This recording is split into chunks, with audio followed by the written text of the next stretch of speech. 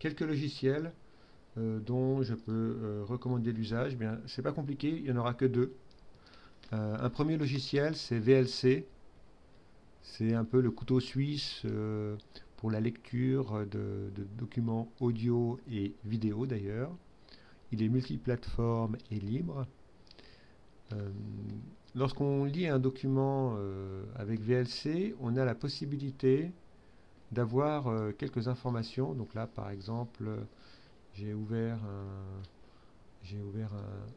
un document, le document de la chanson que je vous ai mis en exemple. Donc si on va sur le menu informations sur les médias, on va trouver donc des informations liées aux médias, le titre, artiste, métadonnées, on n'a rien, codec. On va trouver ici par exemple des informations sur la fréquence d'échantillonnage du son en question, son format, Vorbis audio, le débit, 64 kilobits par seconde. Statistiques, alors ça c'est un peu plus pointu, puisque Vorbis est en fait un débit variable, hein, la vérité. C'est pour ça que ça lui permet d'obtenir une qualité beaucoup plus importante que le MP3 par exemple. Donc avec VLC, on va donc avoir la possibilité, en plus de la lecture, d'avoir des informations, infos sur le document audio. Le deuxième outil que je vous recommande, c'est Audacity. Donc lui, en fait, Audacity, c'est pour tout ce qui concerne l'édition. C'est le traitement de texte de l'édition numérique, en quelque sorte. Donc on va retrouver finalement tout ce qui est lié à la quantification et à la fréquence d'échantillonnage. Donc avec Audacity, on peut enregistrer avec un micro. Donc en fait, on fait une numérisation, puisque le micro, lui, va produire un son analogique.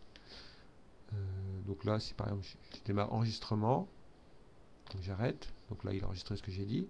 Et je vois surtout, il m'indique à quelle fréquence d'échantillonnage, 22 000 Hz, et avec quelle quantification, 16 bits. Donc on a la possibilité de changer ceci, bien sûr, en allant dans Préférences, Qualité, et là on peut choisir donc 16, 24 ou 32, il ne propose même pas 8 bits, et la fréquence d'échantillonnage.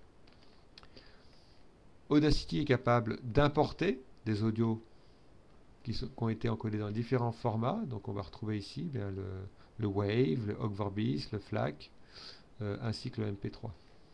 Et il peut exporter dans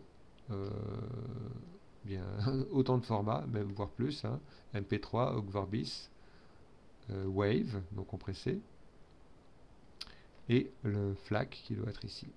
Voilà.